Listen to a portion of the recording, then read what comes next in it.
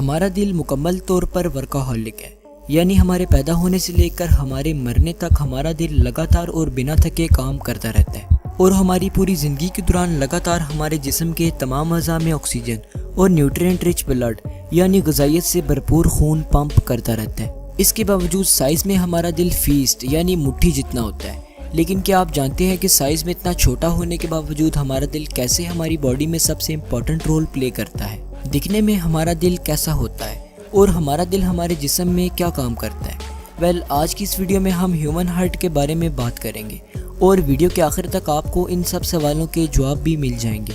तो चलिए शुरू करते हैं। ये है हमारा दिल, जो हमारे फेफड़ों के दरमियान मौजूद होता है और बाएं फेफड़े की जानिब थोड़ा सा झुका होता है। हमारा दिल एक डबल परत वाली झिल्ली में बंद होता है जिसे पेरिकार्डियम कहा जाता है, जो हमारे दिल की हिफाजत भी करती है। अब जान लेते हैं कि आखिर हमारे दिल के अंदर ऐसा क्या है कि ये हर वक्त धड़कता ही रहता है, कभी रुकता ही नहीं है।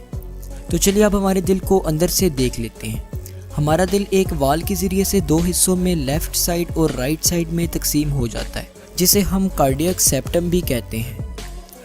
हमारे दिल का दायां हिस्सा डीऑक्सीजनेटेड ब्लड से भरा होता है और दिल की बाईं तरफ ऑक्सीजनेटेड ब्लड मौजूद होता है और बीच में मौजूद ये दीवार यानी कार्डियक सेप्टम ऑक्सीजनेटेड और डीऑक्सीजनेटेड ब्लड को घुल मिल जाने से रोकती है।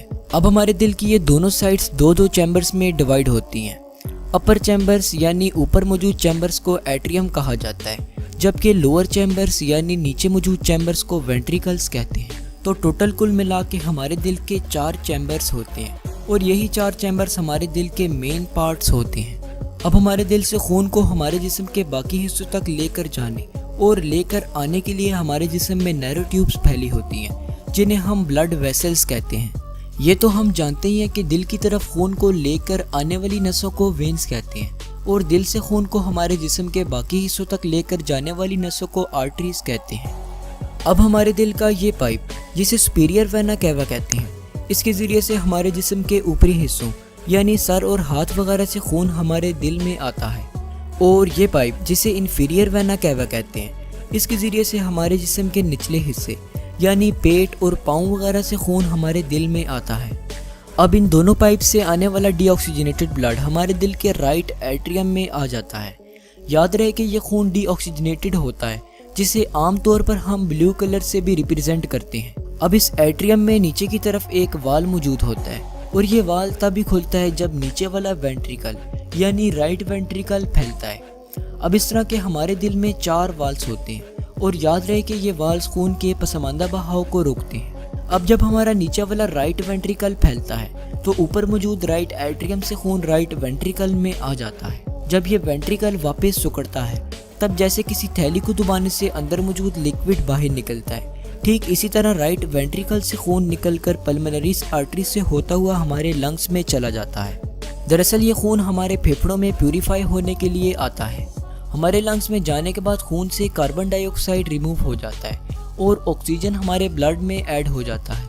अब ये खून ऑक्सीजनेटेड हो जाएगा और जैसे कि हमने आपको पहले भी बताया था कि डीऑक्सीजनेटेड ब्लड को ब्लू कलर से रिप्रेजेंट करते हैं, ठीक इसी तरह ऑक्सीजनेटेड ब्लड को रेड कलर से रिप्रेजेंट करते हैं। अब ये ऑक्सीजनेटेड ब्लड दोबारा से हमारे दिल की तरफ पल्मोनरी वेन्स के ज़रिए से आ जाएगा और हार्ट में आते ही ये खून लेफ्ट एट्रियम में गिरता है। अब ये ऑक्सीजनेटेड ब्लड नीचे वाले वेंट्रिकल्स यानी लेफ्ट वेंट्रिकल में तब तक नहीं जाता जब तक ये फैल नहीं जाता और यहाँ पर भी एक वाल मौजूद होता है जो वेंट्रिकल के फैलने पर ओपन होता है। जब ये वेंट्रिकल फैलता है तब ये खून लेफ्ट एट्रियम से लेफ्ट वेंट्रिकल में चला जाता है। अब नीचे वाले वेंट्रिकल से ये खून एक नली यानी एओर्टा में पहुंचता है और वहां से ये खून आर्टरीज के ज़रिए से हमारे पूरे जिस्म में फैल जाता है। एओर्टा हमारे जिस्म की सबसे बड़ी आर्टरी होती है जो हमारे दिल से हमारे जिस्म के बाकी हिस्सों तक खून को पहुंचाती है। अब ऑक्सीजन को ट्रांसपोर्ट कर लेने के बाद डीऑक्सीजनेटेड ब्लड हमारे दिल में दोबारा से जमा हो जाता है और ये साइकिल चलता रहता है। तो उम्मीद है कि आपको हमारे दिल के काम करने का मैकेनिज्म समझ आ गया होगा। अगर आप डिटेल्ड वीडियोस देखना चाहते हैं तो आप हमारी प्लेलिस्ट को फॉलो कर सकते हैं। शुक्रिया, अल्लाह हाफिज़।